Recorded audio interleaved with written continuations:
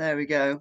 So it's pure open mic joy tonight because it's the winter edition, which is my favourite time of year. I was gonna wear my Santa hat, but I can't find it, so I'll try and find it later for you instead. It's my elf hat. I miss it. But yeah, so welcome everybody. It's gorgeous to see all your lovely faces. Let me see. I've got some housekeeping that I'm going to read out to you, so I don't forget. As a priority. So whenever anybody's reading, can you please mute out of kindness? But once they've read, by all means, feel free to clap and put comments in the chat by all means. This event is being recorded, so please only share poems that you are happy to class as being published. Open mic poets, please keep to your 3-minute slot. And you can also use the chat to share your bios, your books, your events, all that good stuff that we all love to hear about and join in on. And just to make you aware, the Gloucestershire Poetry Society, the GPS, is a volunteer-led society, so please spare a donation if you can, or consider joining with a friendship membership. I'm hoping Jason will share the details in the chat because I don't have them. But yeah, let's get cracking, I think. Oh no, I need to read a poem, don't I? You do. Going really smooth already, I can see. So I'm going to share a poem with you. It's quite apt because I'm feeling quite hyper today, everybody, which is the ADHD. So I'm going to read you about ADHD, and it's called Stimulation is a Paradox. You might have heard it before. If you have, ace, you can sing along. So I'm an extroverted introvert, a walking contradiction. Stimulation irritates, but stillness drives me crazy. I cower in the corner, megaphone at my mouth, wonder why you'll pay me mind. This is meant to keep me quiet. Enthusiastic hyper tongue makes you think I'm happy, but it's mechanical, tyrannical, controls my every move. I bounce around, limbs never stop, I'll twitch if I keep still. I feel my brain vibrate and spark, it doesn't know how to sleep. I'm catching flies you cannot see, like Miyagi, like a trance. My stibbing helps destimulate my overloaded brain. They call it a disorder, a phrase so effing apt. This busy, whirring, non-stop brain is driving me up the wall. I think of 30 random things compared to your one focus. My multitasking knows no bounds, one thing at a time. Sounds strange. My peripheral vision could rival Messi's, and I have the nose of a dog. I no longer have the energy, so I let my mind ooze out. This skull of mine tries to contain a brain that never lets up. I feel it pressing, pulsing through my weary cranium.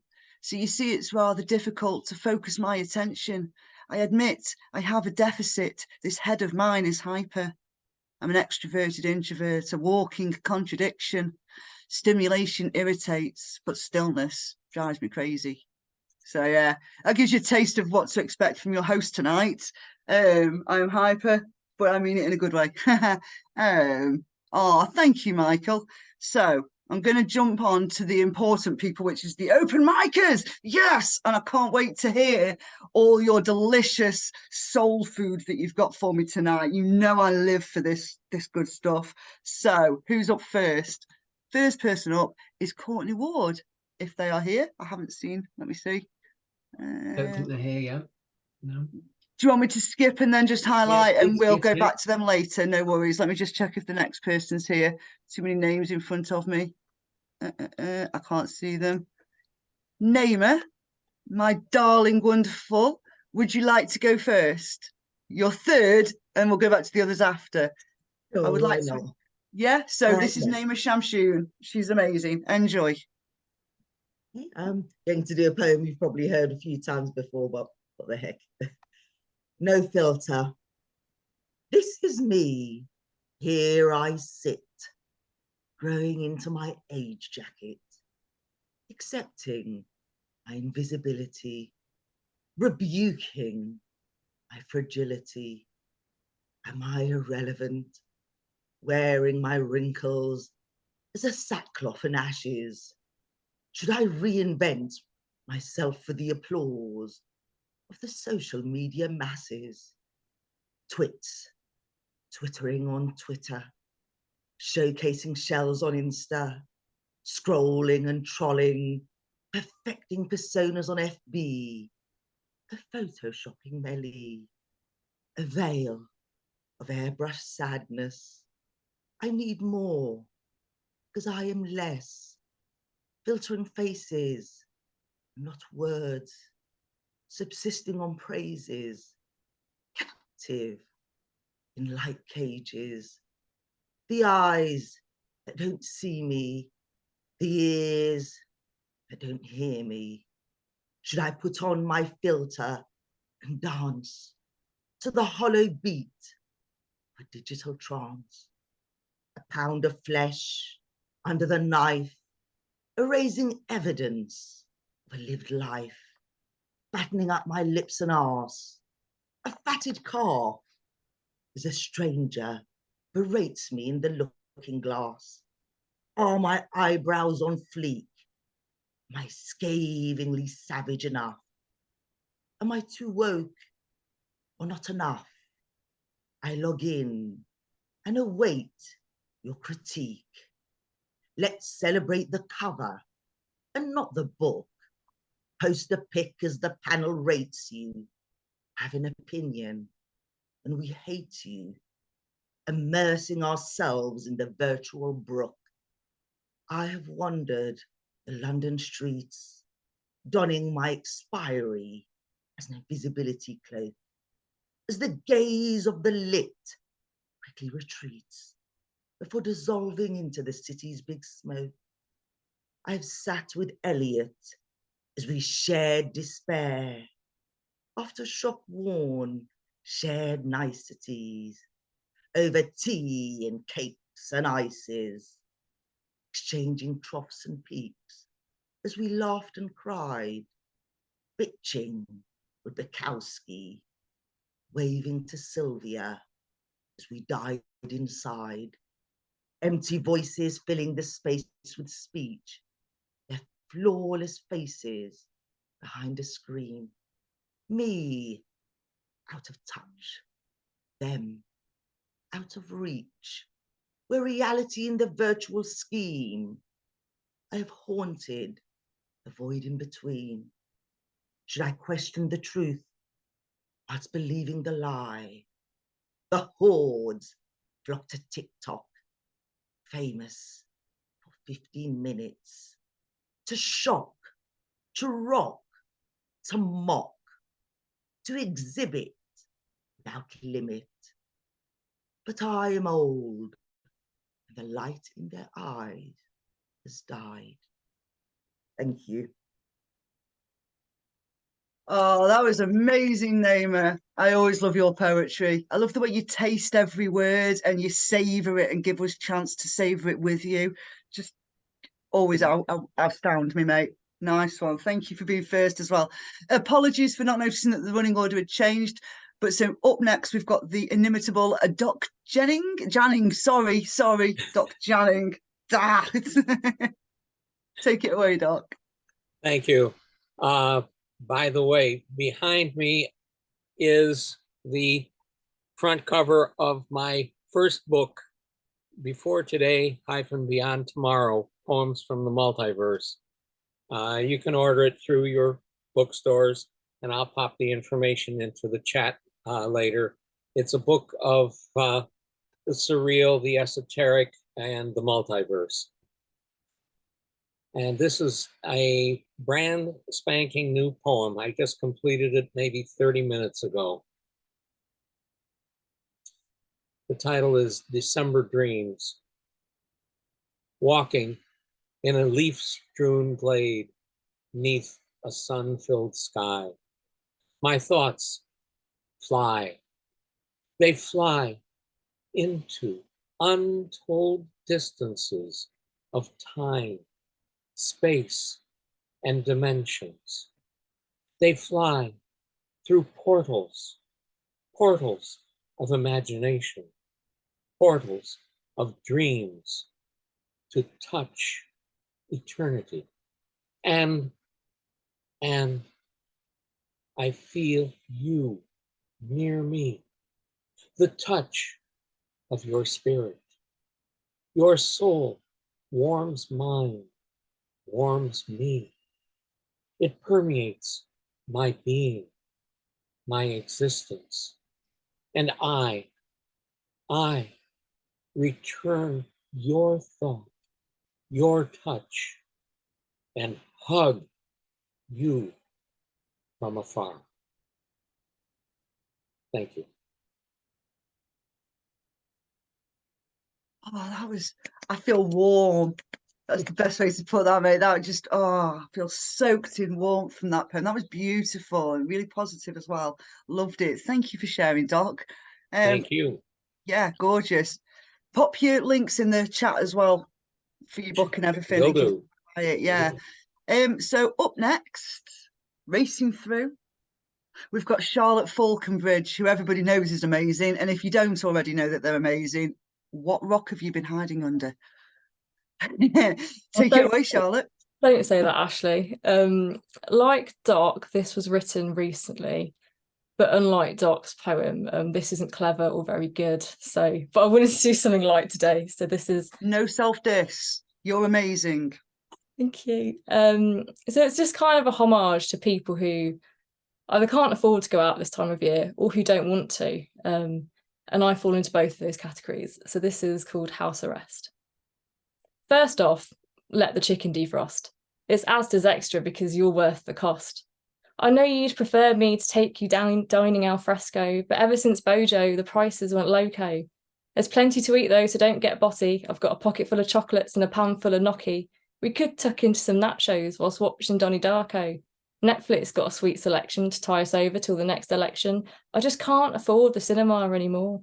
But we could watch Die Hard 1, 2, 3 and 4, and with Hippie-Ki-Yay, Mother Lover, there's always reruns of How I Met Your Mother. It was only on Friday that I met you on Tinder. Now look at us in the love seat watching Judge Rinder. I can't afford to take you to Wembley. So whether you like Bowie, Tchaikovsky, Jerry Rafferty or Chuck Berry, instead we could dance to your favourite CD while sipping own brand shite wine from Aldi. I can't wait to get between the sheets. Of the lasagna, don't be a cheek. Your ex has got nothing on me though, as I've been stocking up in the Dolmio. I can't afford to take you to the theatre when I can't even pay to keep on the heater. But if you want to do something just as lovely, we could hop onto Zoom and listen to some poetry. So we may not be able to afford the life of our dreams just yet, but the best things in life are free, they said. So remember, when the purse strings feel that little bit stretched, you've always got me under house arrest. Thank you.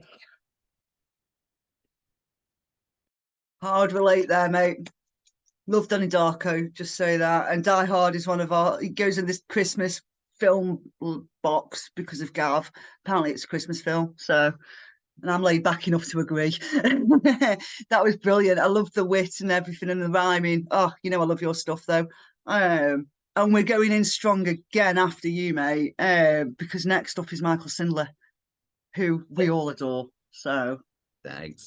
Yeah, I just want to sort of repeat in a way what Ashley said. I mean, that was just like classic Charlotte, like, oh gee, this isn't that good, and just blow the doors off the place. So yeah, no excuses, because you never ever need them.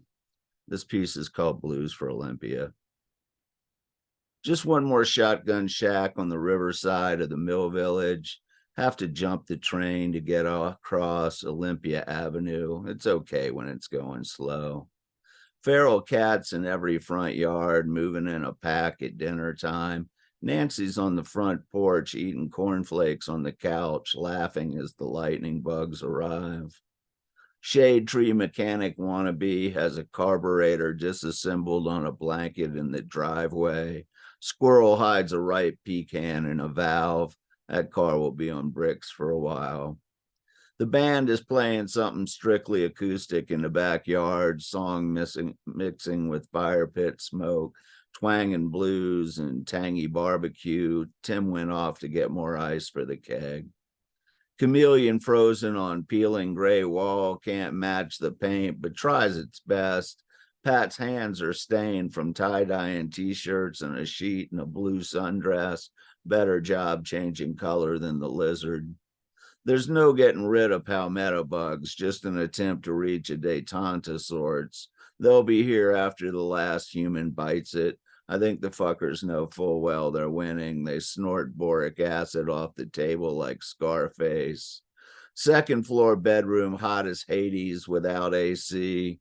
Even minus sex, the bed is soaked with sweat. Box fan fell out the window, landed on a pup. Poor mutt ran all the way to the quarry, yelping. You little yellow hounds make a pitiful sound. Shane said he saw a rattler in the woods near the riverbank when he went fishing. His mama's glad he didn't try to bring it home, says his curiosity is a prayer and a prison, and he best keep the good sense key close at hand.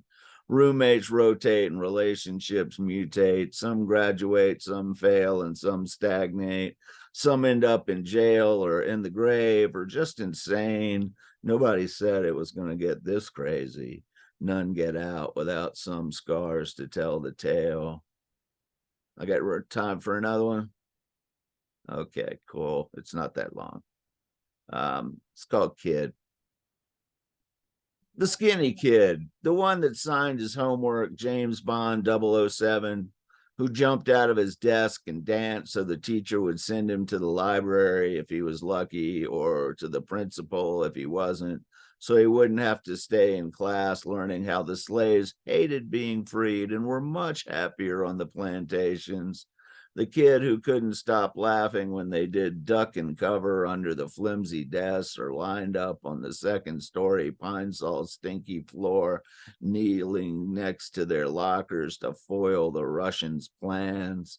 The kid who only stopped drawing to scribble down a neat phrase, who walked around muttering, making up rhymes out of his head, even when the other kids, especially when the other kids, said it was nuts and he was weird. That kid, that certifiably crazy, hard to handle conundrum teachers dreaded having in their class so much they were glad when he was sick. That kid walked up to me on the street and asked me, "How did you get so fat?" And before I could come up with a comeback, he told me, "See, I told you we were a poet. Took you long enough to do something about it." Then that kid spun around laughing and ran around the corner, leaving me speechless. So I walked off mumbling with some neat lines in my head and headed towards the library to foil the Russians' plans. Thank y'all. There's a really powerful message in that second one as well, mate. Yeah, doesn't matter what generation you are in America, duck and roll is important, and it makes me weep for you that it's a thing that we just do not need over here. It makes me so sad for you. Yeah, we need to fix the world with hugs, preferably, I think is the best way. But yeah, both beautiful pieces, as always. You always knock it out of the park, mate. You know I love your stuff, so thank you. Who's next on our list? I believe, yes, because I haven't heard them for ages, and I'm so excited to hear them again. J. Rosanna, you have got the floor, mate. Knock us out of the park. We came back after Michael, you see. Oh, bless your heart. Thank you. I haven't performed online for such a long time. Please bear with me. You're amazing. Take your time, darling. We're going to love it. Polar bear versus walrus. I mean, who would win? Round one, ding, ding. So you see, I'm eating my dinner, my TV dinner. I've got no shopping in. I mean, who could watch that? And then I realised I was. I'm sitting here ready to judge that because, you know, I am that. And it almost put me off me reheated frozen peas in this microplastic container, 6 minutes in the microwave, if you please, because I don't have time to wait for later or even peel a potato. Not with these nails, love. Someone text me stylist and anyone know where's the waiter? And I wonder if Polar Bear thought, I can take him, that walrus, bring it on, round two, ding, ding. Or if Walrus, comfortable in its own skin, huddled tightly with its twin, even considered Polar Bear a fair and worthy adversary. You see, its skin isn't thin, and together the walrus dig in. They're ticking boxes for diversity from Walrus University. I mean, it's a cold place for warm hearts. You could talk about adversity. But did Walrus know that Polar Bear could swim? And did Polar Bear know that Walrus wasn't actually a him? And during that epic fight for life, did Polar Bear or Walrus break the fourth wall, see they were being filmed for a documentary to entertain me? Whilst munching mash and pea for me tea, watching nature does what nature does, trying to survive until humans arrive. I mean, does our planet know humans can swim? Round 3, ding ding. Do we know enough about our planet? Is it her, non-binary, or him? You see, humans label everything because life's a binary choice and somebody's got to win. It's a sin to respect our kin. Pick a side. Flags waving, count me in. Round 4, ding ding. Humans are swimming and flying and driving and mining and trashing and killing and tearing apart the outer skin of our friend, our bloody planet. It's piercing, it's hard, goddammit. And I poke a fork in another factory-bred sausage and dip it in onion gravy. I've got my feet up on the sofa. We've become so lazy, entitled, it's crazy. Maybe it's time to listen to This Can't Be Life by Jay-Z. You see, humans industrialize slaughter, so Earth will never know its daughter. Round 5, ding ding. Humans are winning. We're winners, take to the stage. And that means nobody wins. No creature, no plant, no planet, nothing wins, even the air thins, fighting each other over pointless things like who gets up when the doorbell rings, because everyone's desensitized to plight, right? And no one has the energy to fight, right? And yet everyone is always bloody right, right? Until some brave soul cries, let's fix this, let's unite, right? And they stand alone on that night, am I right? Walrus and polar bear fight to survive, crying when humans arrive, and into the freezing water they dive, fearing for lives. It's not a fair fight, it never was. Round 6, ding ding. And I threw me dinner in the bin. I decided to get faster food delivered in, waiting on the doorbell, playing Jay-Z's Come and Get Me. It's a knockout. And the Golden Globe nominations are in, and polar bear, walrus, you're invited to the Academy. The fight was hard, but thank you for having me. I'm raising awareness for my favourite charity. Ice caps are melting instead of the name of humanity. Everyone, cue Ricky Gervais for some light-hearted hilarity. Cue the ad break. Thank you. I've got a very short second one, if that's all right. Am I in my 3 minutes? I don't care, go for it, because you're Okay. amazing. Sorry, this is called I Broke My Toe Dancing in the Living Room, because, you know, it was Billy Joel, the musician. Blame him, not me, nor the builders who made a heavy bloody wooden door, or me leaving it half open, being silly wee Billy, twirling round on the bloody living room floor. It was Billy Joel, and I'm talking vinyl, not the kitchen laminate, because bloody hell, that would be final. 33 and a third, spinning, me gyrating, look at me, dancing around the living room floor until I kicked the bloody door. It was a full-on kick, you know, like Uma Thurman in Kill Bill Volume 1. Kick-ass Carradine, and Billy Joel kept on singing Piano Man as me toes kissed the living room door, and they kind of went in as Billy hit the low notes. My toes were twisting inside out as I broke into song. Actually, it was a shout. Actually, it was more of a ah! Of course, I carried on dancing because no one interrupts Billy until the next morning when I woke up with 2 big toes, feeling woozy and maybe just a little bit silly. Thank you. Bravo, mate. Bravo. Yeah. See, that's why I said yes. We'll make time for that. Do you know what I mean? You were brilliant. And I could hear you within about 5 seconds enjoying yourself again. And it's just gorgeous. So witty. Oh, the storytelling and the rhyming and the rhythm and everything, mate. You tick them all. Oh. Yeah, one of them, definitely. Thank you for sharing, and it's so good to see you back, mate. I hope you're floating around over Christmas on the other open mics and stuff, because it's ace to see you. Yeah. Oh, feel all good for that. Right. Next up, and I like how this flows because it's another one of my favourites. We've got Vron McIntyre up next, if they're ready. Are they here? Have I seen their faces? No, she can't make it, unfortunately. Oh, why have you put a name on the list then? Now I'm devastated. Jason. Tell you what, no worries. Okay, so another amazing poet who I have heard, I think only once though, so I'm really looking forward to hearing more of them. I think I've heard them. They can correct me if I'm wrong, but Dan Mountain, you're up next, darling, if you're ready.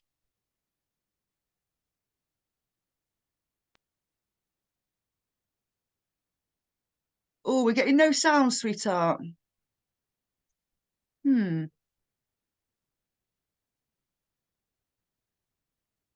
Can you hear me now? Yes, there we go. That was some dulcet words there. Yeah. Yeah, I think this is only my sort of third Crafty Crows, possibly. I definitely recognise you, so you stuck with me. Beautiful. So I've got 2 shortish ones for you. The first one, about poet William Blake, who I'm reading a brilliant book about at the moment. The title is a true story. So it's called While Out Walking, William Blake once argued with a thistle. My worldly vision is largely limited to what you or I might refer to as life. No angels haunt my steps, no shrubs erupt into flames. I often think of work and food and video games. But I used to love lying on my back in the garden and then fixing my gaze towards the sky. I loved the dizzying shift of seeing scale and space go racing away from me and pressing down on me by and by.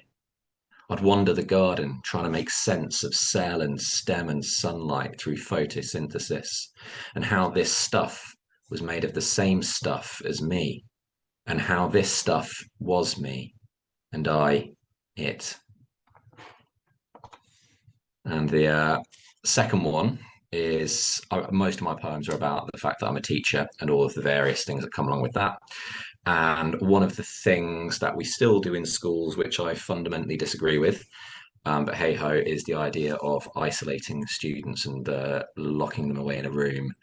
I spend quite a bit of time supervising in this room, and what students will often turn to is sitting on Google Earth as a means of escaping whilst staying in their seats. So this is called Google Earth.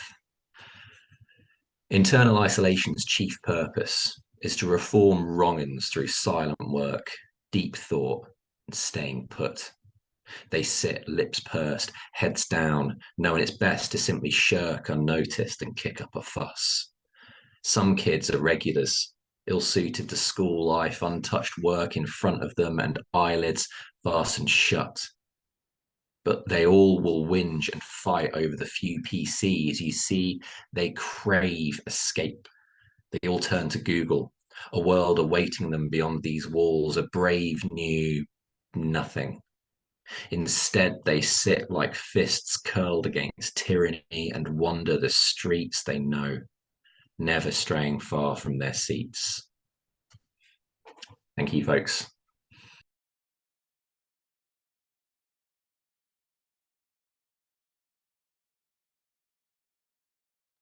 Couldn't unmute then. Oh, mate, that was brilliant. Love it. Got a teacher infiltrating though. Not sure about that. No, I'm only messing. Love teachers. Yeah, isolation's a funny one, isn't it? I've just said, like, for me, it was actually, I yearned for it. So they need to do isolation, but not as punishment, as something for people that maybe are feeling overwhelmed by 30 other students around them, rather than punishing them. Because I used to get into trouble deliberately so I could get that, that and do my work in quiet. But yeah, amazing poetry as well, mate. Really loved it. You did stick with me. Yeah, gorgeous. I've got another one of my favourites who I've only recently met and started hearing, and I don't know what I was doing beforehand. Like, what's that about? So Emily Hustwick, you are up next, my darling. Hello, this is my first Crafty Crows. So Is it your first Crafties? I was gonna do something else, but then after hearing everyone else's, I thought I'd better up my game a bit. So I've changed the poem I was going to read, and it hasn't got a title yet, but it's basically about the contradictions that I've been told. They want me to be subtle, yet bold, to be the leader who leaves their truth untold, to transcend Earth's horizons without demonstrating fear, to embrace uncertainty whilst establishing a career. They pleaded for guidance and disregarded my advice. They told me to ask questions but to never ask them twice. They disclosed that I was close, yet still too far. In this world of distinction, am I the dying star? For they asked me to slow down whilst maintaining my reputation, and they longed for my stability but disapproved of medication. They inspired me to dream without being too ambitious. I was told to trust in people, to refrain from being suspicious. So what was I to do but become a person of contradiction, a person whose potential was infected by infliction? Now I plead for you to recognize the force of your words, the force of your syntax, your similes, your verbs. Your words have withered this scintillating bloom. And it's agonizing to wonder that one day soon, a person will dwindle beneath your pressure, reducing their lives from the chateau to the cellar. So, congratulations. I suppose you won. But from yourself, you cannot run. Thank you. Hey, that last line. Powerful. And you don't ever need to worry, mate. All your poems are great. So don't ever worry. Share the one you're in the mood for sharing. Although that was a good choice, of course. But yeah, you have a right to be here and your voice is as amazing as everybody else's. So don't ever worry about that one. Yeah. And thank you for coming along as well. If it was your first time at this one, I obviously know you're outside of Crafty Crows. So I just think you're ace. So yeah, brilliant. Right. We're whizzing through everybody tonight, aren't we? Hey, how about this?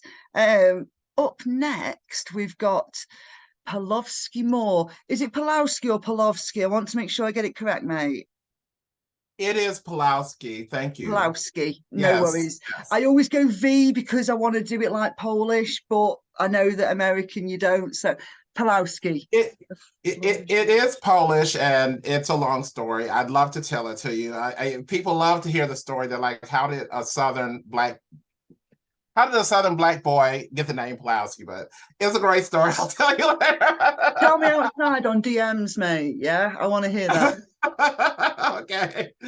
I'll share this poem. I just want to say something quickly. I had another poem so just bear with me, that I was actually going to read and share, but I just wrote it and I'm not sure that I can really share it. My sister recently passed away during Thanksgiving, and I wrote the poem for her and I was going to share it in this form, but I'm not sure that I could really actually get through it. So I'm just going to share another poem instead. And so I just changed my mind about that. I started feeling emotional. I said, I'm going to do something different. Okay. So the poem that I will read is called Father and Son. I learned of hate from my father when I was still young enough to dream in painterly pastels and believe that I was most dear to him as he was to me. I recall a cool evening in spring. Passionately, I pranced across the living room floor, swept away in fantasy. My shirt became a crown of flowing hair. I was a flame, dancing diaphanous, a colorful dream, spinning through aqua air, happy, beautiful, enchanting. His voice boomed, breaking the magic moment. No, father shouted, not this. His voice pounded me down. My son will not be this. His venom sprayed like fire. It burned my soul, singed my spirit. I learned that father could be a dragon, fear beyond any nightmare. He could roar like violent thunder, make me tremble like a weed. You're soft, limp-wristed, light on your feet. Ain't no fags in this family. My son ain't gonna be no sissy. I'll beat it out of you. He said those words. He said what he meant, followed through and beat me far away from him. And I never quite recovered. But that is a scene from a time long gone. 5 years ago, my father passed away. Nothing resolved, no healing. He was beyond the mystery of me.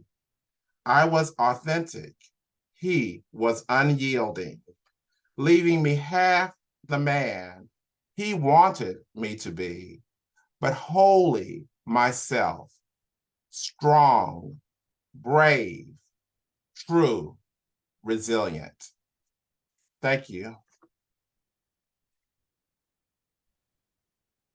Brilliant, mate. Very powerful.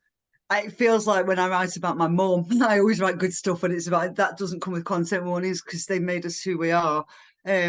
Just beautiful. Yeah. And condolences. I've got some family shit going on as well that nobody knows about, and it's hard. I can't even write about it. So the fact that you even wrote about it, hold it, and when you're ready, then share it, mate. But don't push yourself with that one. Yeah. But thank you. Oh, that was gorgeous. I'm loving tonight. It's so mixed as well, the things that we're getting from you all. It's really gorgeous box of all sorts, but without the licorice. I don't like licorice, you see, so no licorice, please. I swear to God, if one of you come out with a poem about licorice now, wouldn't surprise me. Right, so moving on, we've now got the wonderful Jonathan Aylett, who knows that I love him. So yeah, I can't wait to hear what you've got for us, mate. Hello, everybody. This is my first Crafty Crows, so thank you for having me. I've come in my Christmas hat, and I'm going to do some Christmassy poems, starting with a haiku that just goes totally unique, also cold as ice. So yeah, call me a snowflake. Nothing, thank you. Nothing says Christmas like suicidal thoughts. So trigger warning on the next poem. It's called My Mate Dave. Just a little explanation. I live and work in Liverpool, and there are a lot of people like this that I work with. My mate Dave.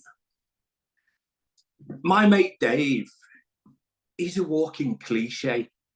Look at him, holding up a fish on his profile pic. Swipe left. Our Dave goes to the gym on weekdays, only does weights, wears tight t-shirts, spends Saturday down the footy with his mates.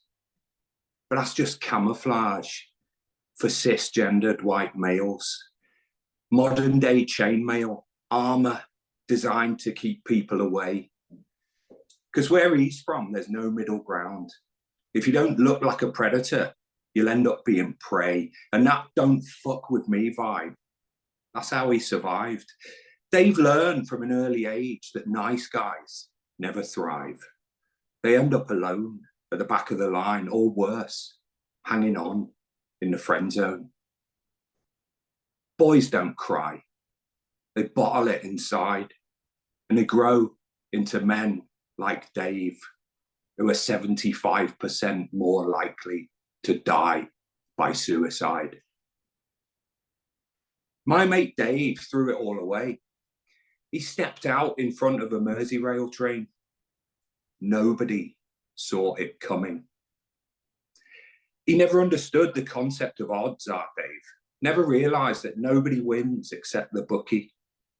He hated the game, but he kept on playing, hoping he might get lucky one day.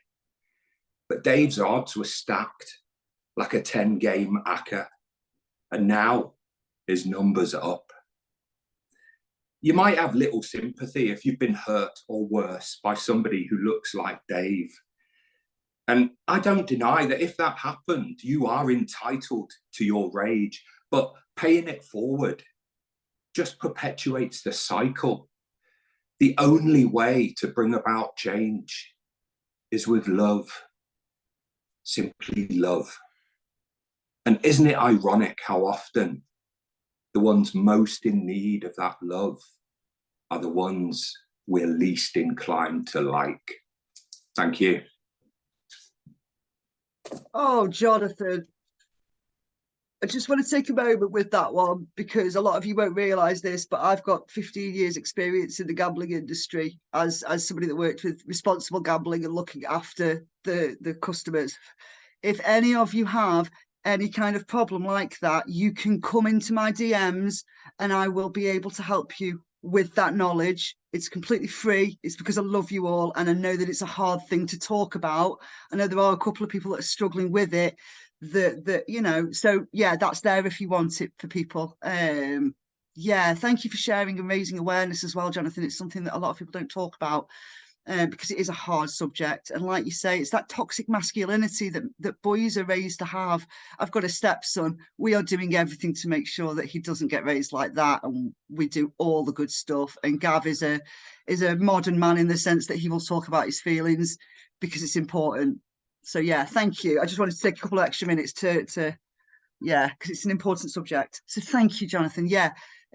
So let's see. I think we've got 2 more in the first half, and then we're going to go for a 10-minute break. So we've got Sue Finch and Lucia Daramus. So we're going to go with Sue first, and then we'll finish the first half with Lucia.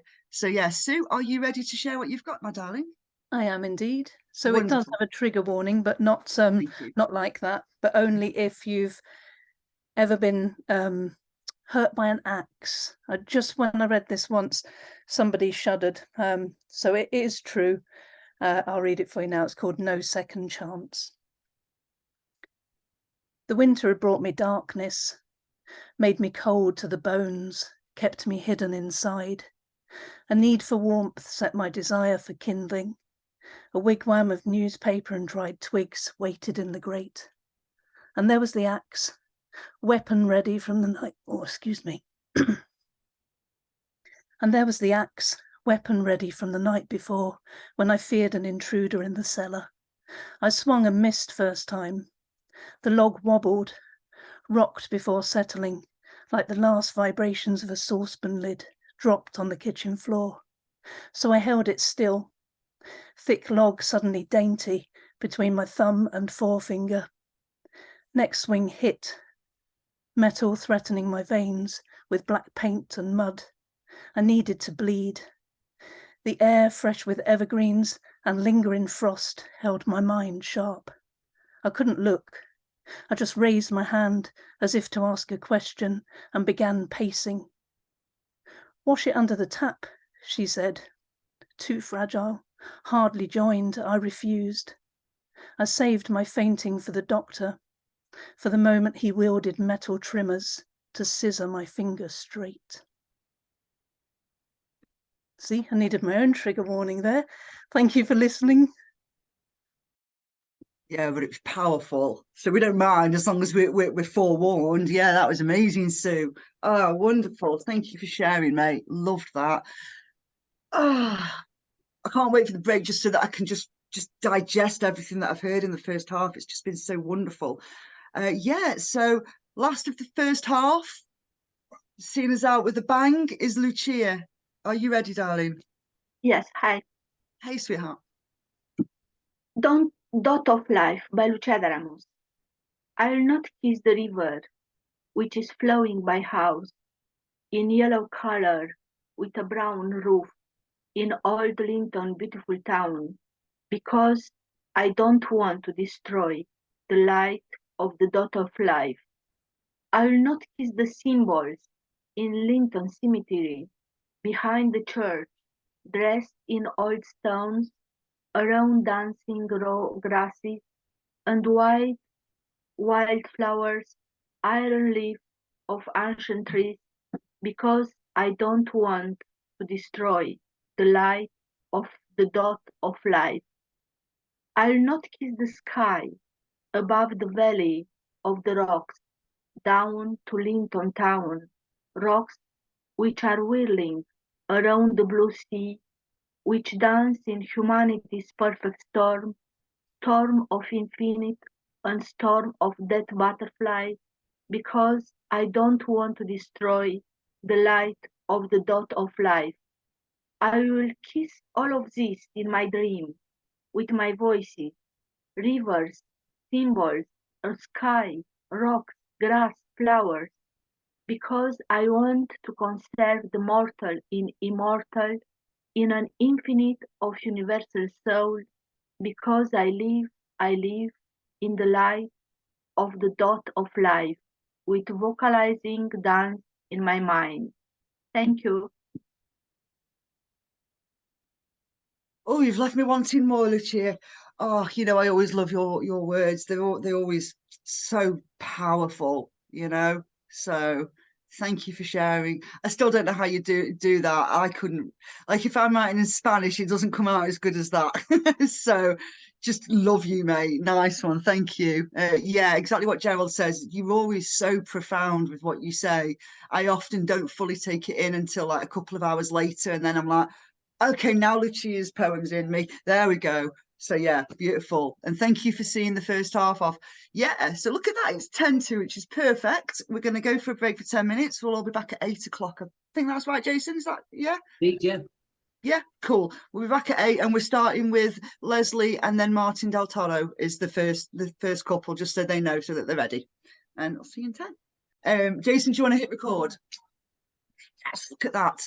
Okay, couple of little announcements to make, but they're important. So next month's Crafty Crows will be back and there will be features there. We've got double headliner event and it is Zomkhonto and, drumroll, S'Phongo. Hello. So I'll see you there, yeah.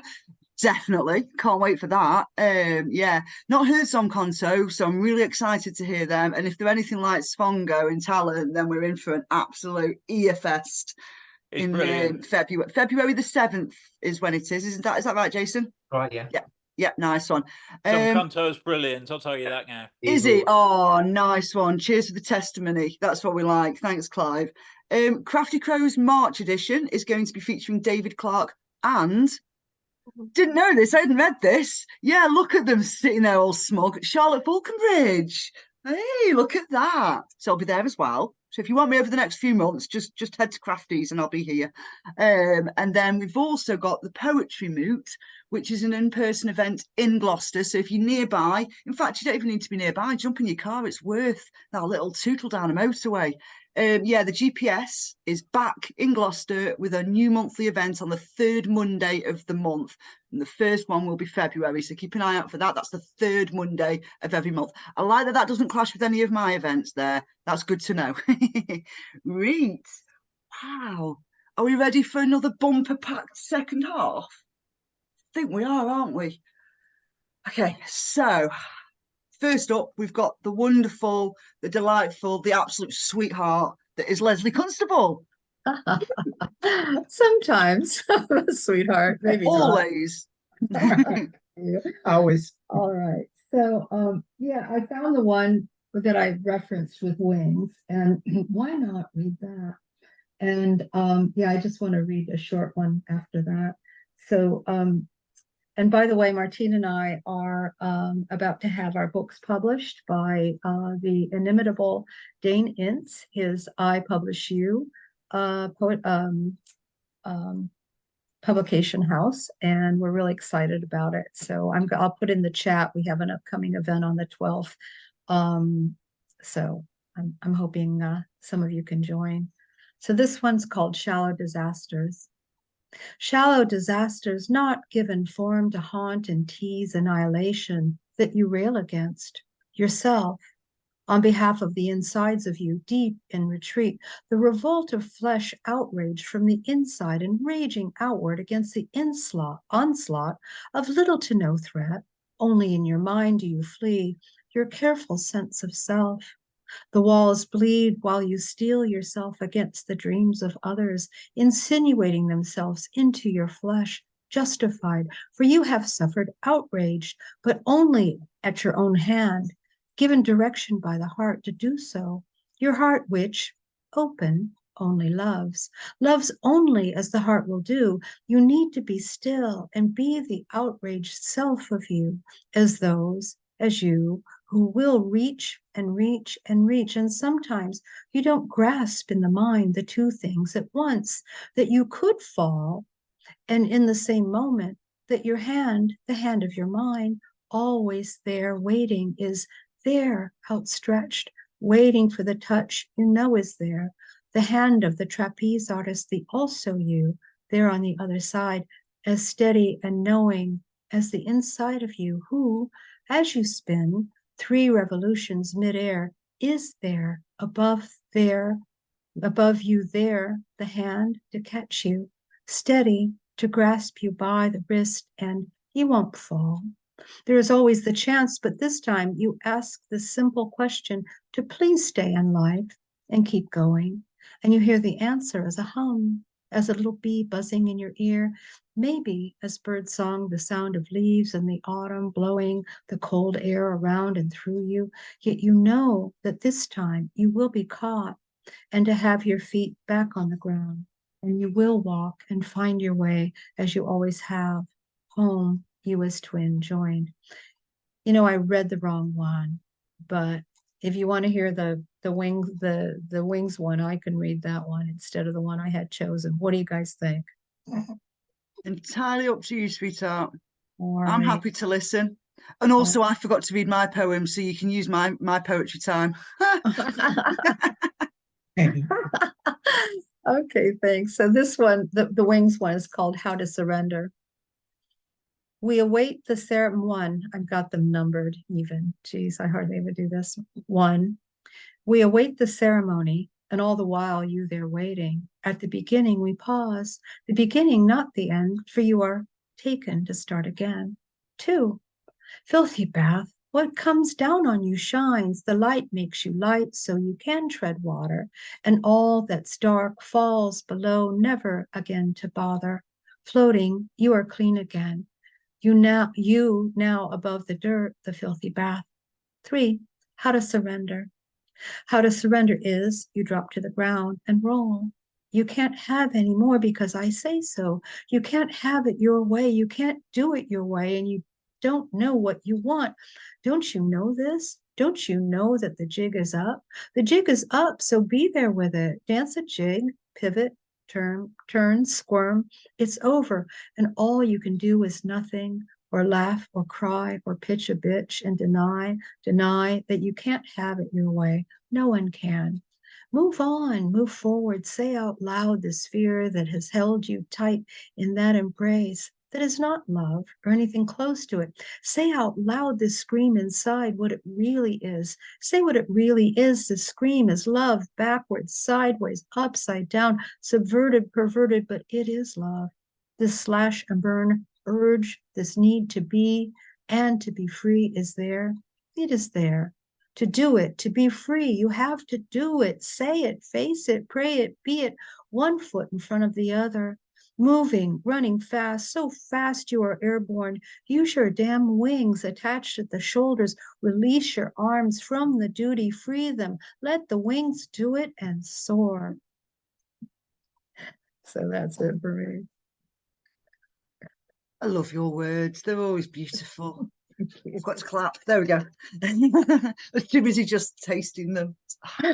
So, I love you, Lesley. You're just amazing. Thank you. Gorgeous way of, very poetic. I know that sounds silly with it being poetry, but I know you all know what I mean when I say poetic. Yeah, gorgeous. And on the same screen, up next, we've got Martin Del Toro. Martin the Bull. Bring it, mate. That's right. Okay, so he's going to read in Spanish first, and then I will follow up in English. And again, Brave Dane Ince, our publisher, said yes when I suggested a bilingual book for Martine. And wow, to translate from the idiomatic Mexican Spanish to English, I did most of it. I deserve several gold stars. But anyhow, here it is. Good night, everybody. Good evening. The name of my poem is The Happiness, La Felicidad.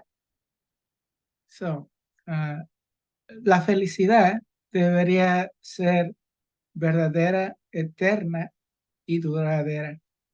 Digamos algo así como para siempre. Mas saber que no es así es más bien como un estado de ánimo natural, universal e individual en el ser humano. Esto nos lleva a encontrarnos cara a cara con la decepción. Nos provoca tristeza pensar que la felicidad no existe, que es tan solo un espacio en el tiempo y en nuestras vidas. No hay hombre o mujer que sean felices de por vida. Eso pienso yo. Más, aún así, apostamos y nos despojamos de todo oro y plata. Ponemos nuestra carne y alma en el fuego y nos aferramos a que somos felices y así lloramos y trabajamos duro para conservarla, para nosotros, para no perderla. Los sentimientos encontrados, tales como el dolor, la duda, la sospecha y molestia en el corazón o ese nudo en la garganta, nos indica que somos directos responsables de no saber manejar nuestras emociones. El universo, en el ser humano o en Dios o quienes están más cerca de nosotros. Y todos son culpables de mi tristeza. Existen muchas acusas como yo era feliz hasta que te conocí.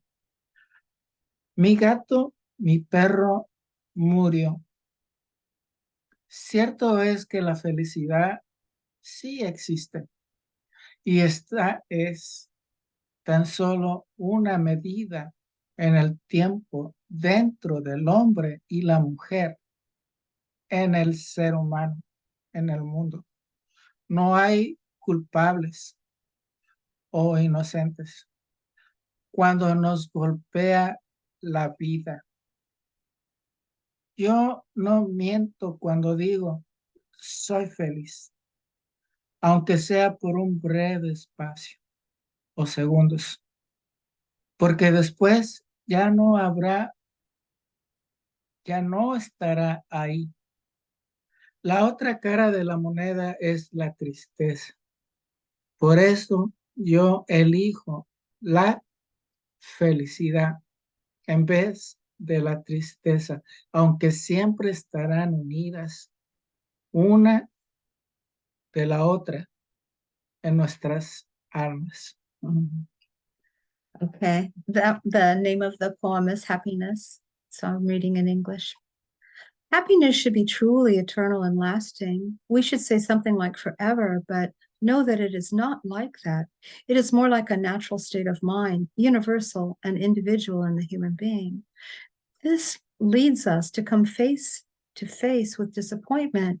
It causes us sadness to think that happiness does not exist, which is only a space and time and in our lives. There is no man or woman who is happy for life. That's what I think. Yet even so, we gamble and we strip ourselves of everything, gold and silver. We put our flesh and soul in the fire and we cling to the fact that we are happy. And so we cry and work hard to preserve it for ourselves so as to not lose it. The conflicting feelings such as pain, doubt, suspicion, and discomfort in the heart, or that lump in the throat, tells us that we are directly responsible for not knowing how to manage our feelings in the universe, in the human being, or in God, or in those who are closest to us, and everyone is guilty of my sadness. There are many excuses like, I was happy until I met you. My cat or dog died. It is true that happiness does exist, and it is only a measurement in time within the man and the woman, in the human being and the world. There are no guilty or innocent people when life hits us. I do not lie when I say I'm happy, even if it is for a short time or seconds, because later it will no longer be there. The other side of the coin is sadness. That's why I choose happiness instead of sadness, even though they will always be united in our souls. So that's it for him. I'm just really pleased that I remembered what Felicidad meant. No, that was gorgeous. I love both versions. My Spanish needs practice, but I managed to get enough of it in the Spanish as well. So I'm one of the lucky ones there, because the way you perform it as well, Martin, is beautiful, and the way the way you pronounce the words and you taste them, a bit like what I was saying earlier. It's just really nice to hear it in your native language, because I presume that's how you write it initially. So yeah, I love your stuff. I can't wait for this book, especially if it's multilingual, so that I can use it to practice my Spanish, basically, get rid of the rust that's on me because I don't converse enough in it. But yeah, always love both of you. You've got silken voices, the pair of you. You make such a great couple. Love it. Yeah. Anyway, enough gushing. Thank you. Yeah. Brilliant. So next up, we've got Gerald. Gerald, it's your turn, buddy. Knock me off my sofa. Thank you very much. I'm going to do two. And the first one is one from my book, which I haven't done for a while. And it's called Orion in Winter. You can buy my book as well, by the way. Looking out of the frosted window, he saw the moon and Orion cast their veil across the slates of his neighbour's roof, and somehow, despite the cloud and the cold and the fact that you could only see the belt and one or two stars, he inferred comfort from this stable constellation and its satellites. Nothing could go wrong with Orion in place, steadily orbiting our planet, turning without pride. There, on his upstairs landing, he imagined the world of Galileo and Copernicus had been bypassed, that he was grounded again at the centre of his own universe, on Earth, rooted, unmovable, not worthy of his own discountenance. That's a little short one from my book.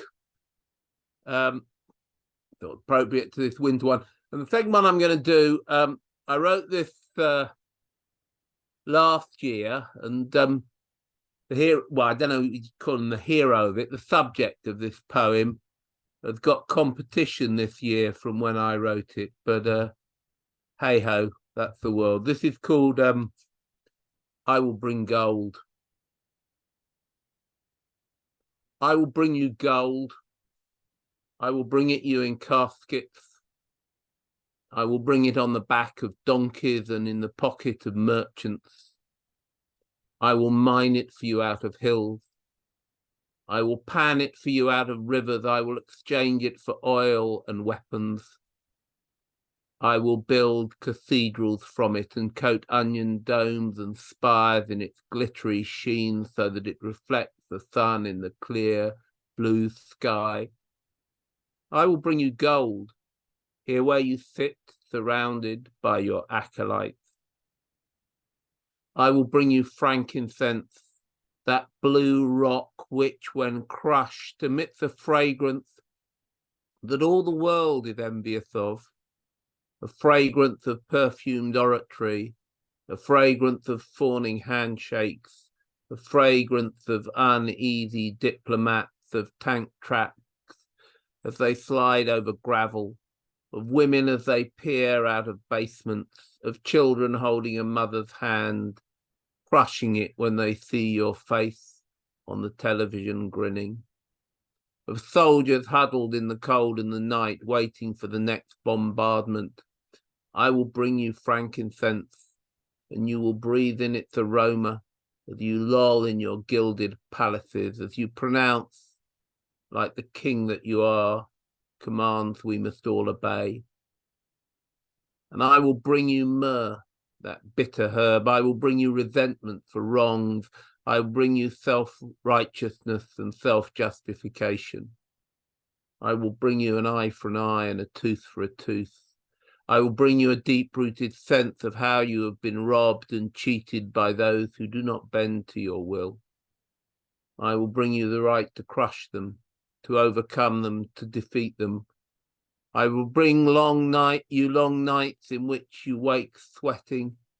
I will remind you how the end justifies the means, how the only way to stay safe is to strike first.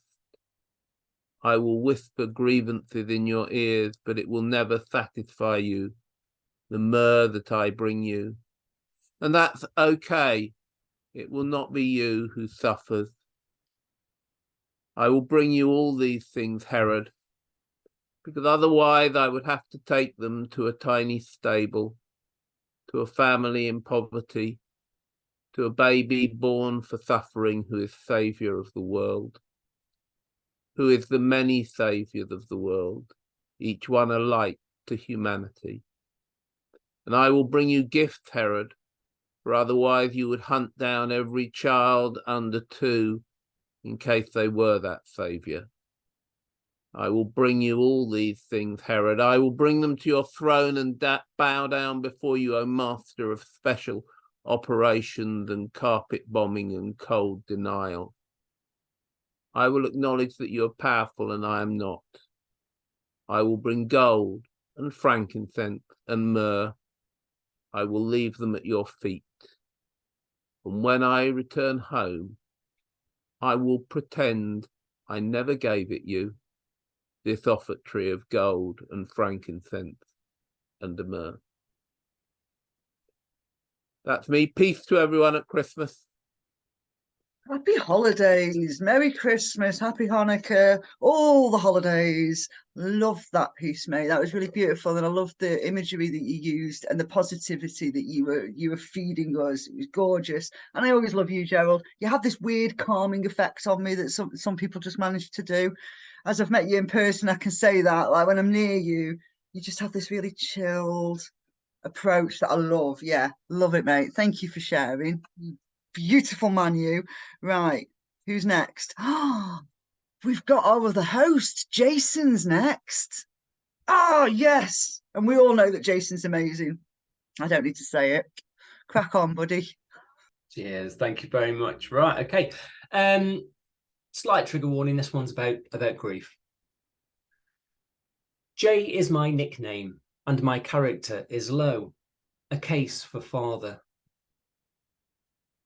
I will be strong, an anchor made of mud that will let you slip straight into a chest and burn cold, then be a treasure sailing on a mantelpiece, unheard but loud, unseen but vivid. When that time comes, I'll have no arms to stop you, as I'll be water or the ghost of it, lung solid, like a fish breathing grief, wishing to drown this dead sea with salt.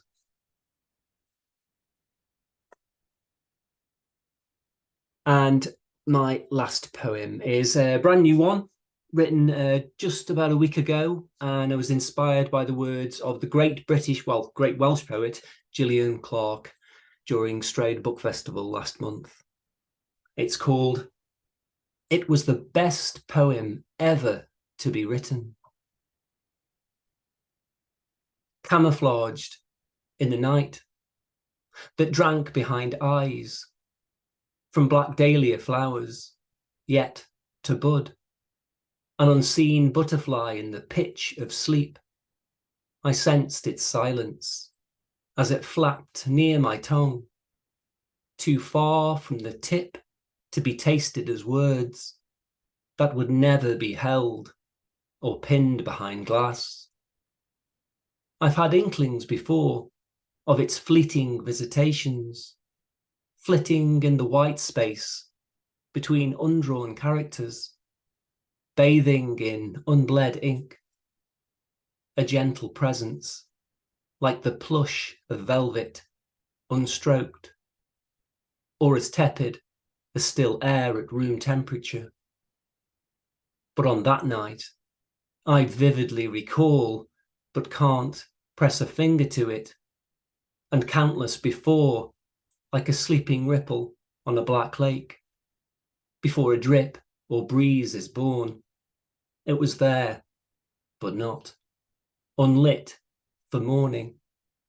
The greatest poem ever to be written, all but caught as I woke. I hope for the sake of all poets, it never lands. Thank you.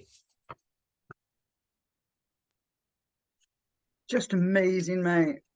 Both amazing pieces. They're both deep and powerful, especially that first one. And thank you for the warning. It's always much appreciated when folk do that, so that we've just got that little heads up into it. There's time, so I'm going to just ask them now, so in case they leave before they've been asked. We have got time for other people that haven't had a chance to read. And I know that Yeye, you're not on the list. Would you like to read? And I hope I've pronounced your name correctly. Or are you just here to listen?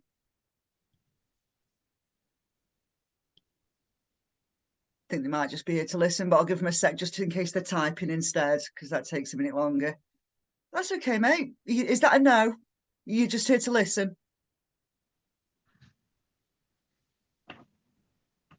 Wonderful. No, that's absolutely fine. What we'll do is we'll put that poem that I was supposed to read when we started the second half, we'll finish with it instead. That's what we're going to do. So, but before we get there, we've still got a few amazing open micers to go. And I don't know if they know that they're next, but Josephine Lay, you're a wonderful poet. I love your stuff. I can't wait to hear what you've got for us tonight, sweetheart. Oh, thank you, Ashley. It's lovely to have you hosting. It's brilliant. Apologies for not getting here till halfway through. I was with my grandson this evening, so I didn't get back till 8. But I'm glad I'm here. I managed to find time to get back in time. 2 little poems, both of them written recently, and so very rough. I haven't really finished them. One of my favourite poems of all time is called Solitude. It was written by Harold Munro, and a line from it says, "The large and sympathetic furniture has stood in silence all the day." And it was written around the time of the First World War. And so I think I tried to use furniture to express something that I was feeling. It's called From the Perspective of Armchairs. Throughout the dark hours, an armchair waits patiently on the soft carpet. As dawn sweeps round the blinds, a cat jumps up onto its cushioned seat, curls gracefully and sleeps. Chair and cat are content. But far away, throughout days and nights, an armchair stands empty on a dust-strewn floor. Dawn rises through torn blinds. There is no occupancy. Upholstery is impaled with shards of shattered glass. No ease can be taken in war. Okay, the other one. We've got a new calendar and it's full of, it's all Chagall's paintings. And I've got a bit of a thing for Chagall at the moment. And I was going online to an event and it took ages for me to be let in. And so I wrote this while I was waiting, really. It's called Being Elsewhere While Walking Hand in Hand with Chagall. While waiting for a Zoom session to start, I sit and gaze at my screen. My camera is open. I can see myself, and in the background, my room, just as others will see it soon. My mind wanders, imagines that beyond my open window, there's the sound of a violin playing. A cockerel crows. The sun is a red ball that sinks low in the darkening sky.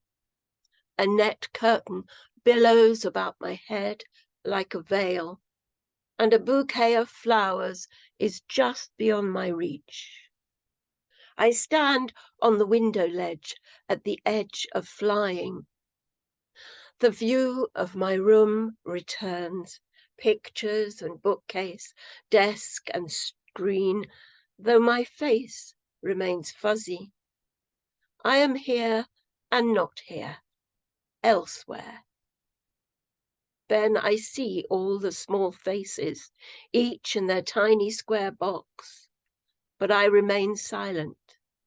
I am muted. Okay. Oh, I love that second piece. I love the first piece as well, but that second piece took me a minute. That was amazing.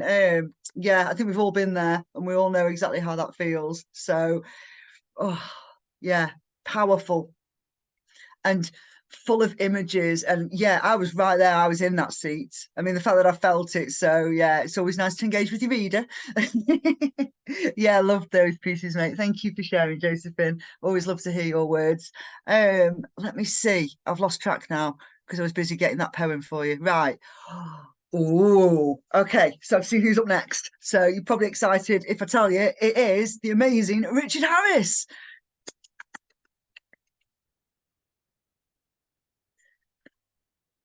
Give him a second to get off his mute. Yeah, it's rebooted. I'm on something called a portal, and every now and then it completely changes itself. Oh, well, that's helpful for how you. I'm doing. Yeah. So I've gone all Christmassy, and sort of a cute one to start with, and it's kind of true but kind of Disney-fied, and it's two little girls and a Christmas tree. The little fir tree so wanted to grow, it pushed its tip up as far as it could go. Wanted so much to see his first snow and to feel the winter wind a blow. He looked at the great trees all around and wanted to be so far off the ground, believed happiness he would have found, as with great joy his life would abound. But one day there came some men and started to dig him up, and then he knew he was about to leave the glen, when from his branches flew his own wren.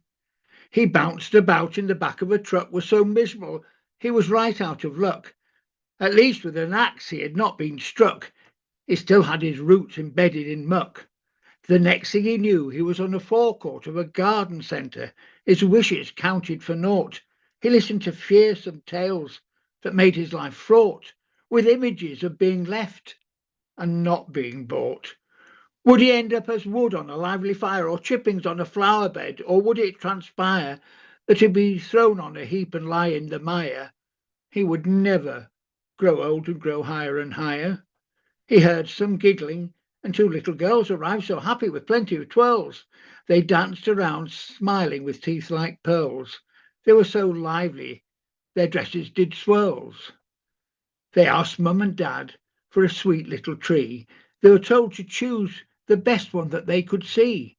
The little fir tree did wish, pick me, and when they did, how happy was he. They took him home in the back of the car. It was not very near, but really not too far. They decorated him with lights and a large star. He felt so grand and royal, just like a czar. After the holidays of Christmas, he did feel low as they took the decorations off him oh so slow. What will happen to him now? It was a great blow. But Izzy and Lara planted him and let him grow. Now 20 years later, he feels so great as to grow in their garden was his fate. And so with this story of Christmas delight, we send you good wishes with all our might. Merry Christmas.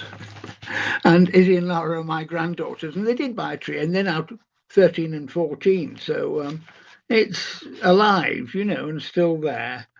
Then a slightly more serious one.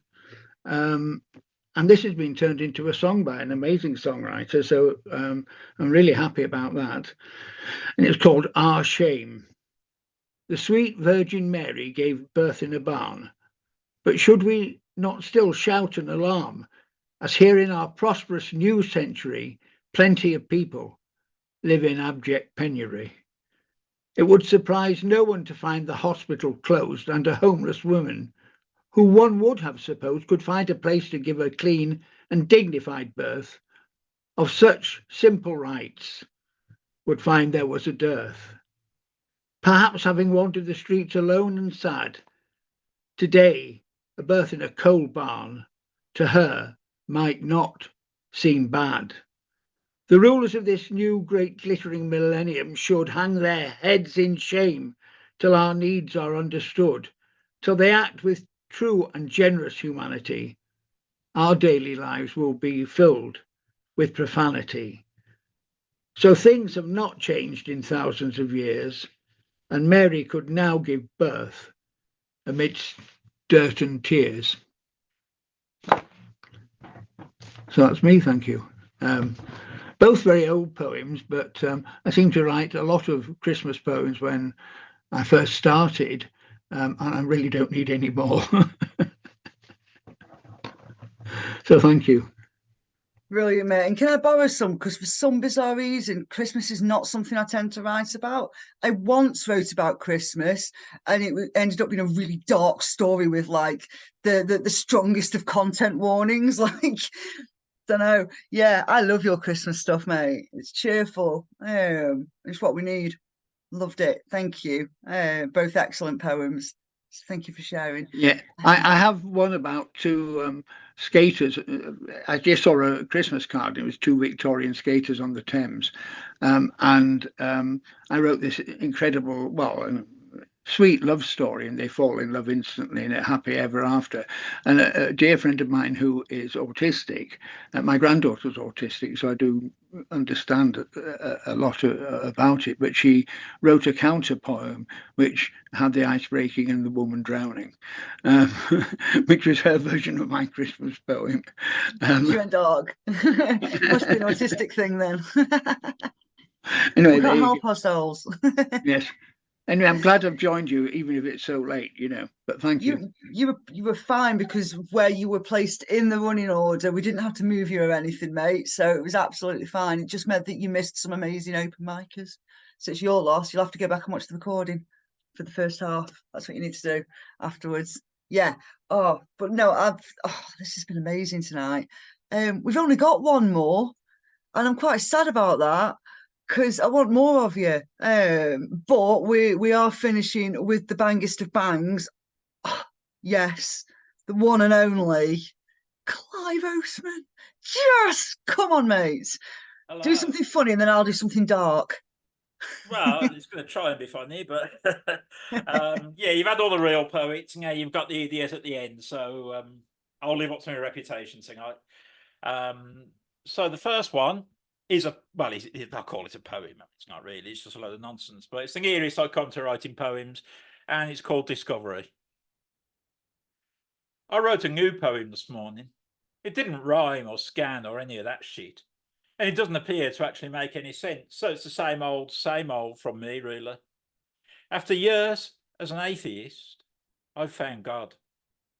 He'd been taking refuge in the airing cupboard, reminiscing about the good old days when snakes could talk and no one had guns. Don't know why I'd missed him for all these years, really. He just sort of blended in. I asked him if heaven really existed. He told me it did, but not to get too excited. Not sure what he meant by that, but he had a vengeful grin. At least I think he did. There are no razor blades in my airing cupboard, so as you can imagine, his expressions were difficult to read. Anyway, back to the poem. I got a bit distracted. It's difficult to concentrate when you've just found God hiding in your airing cupboard.